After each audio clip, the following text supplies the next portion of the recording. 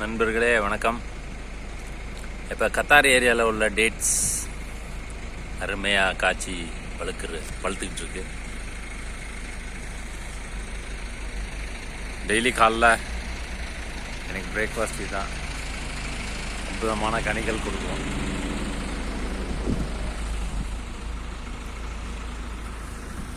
இது மாதிரி நிறையா பழுத்து விழுந்து கிடக்கும்.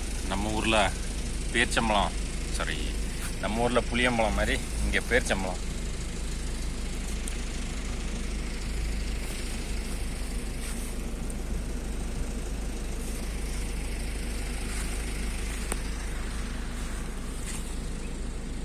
All very good. It's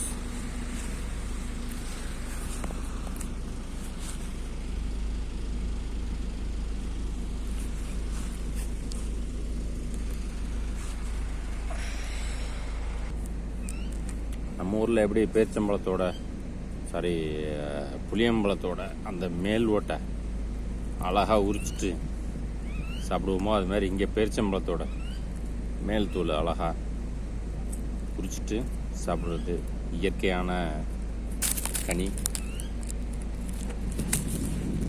sugar உள்ளவங்க கூட இது மாதிரி காய் பருவத்தில் உள்ள பழம் லைட்டாக பழுக்கும் போது சாப்பிட்லாம், நல்லது.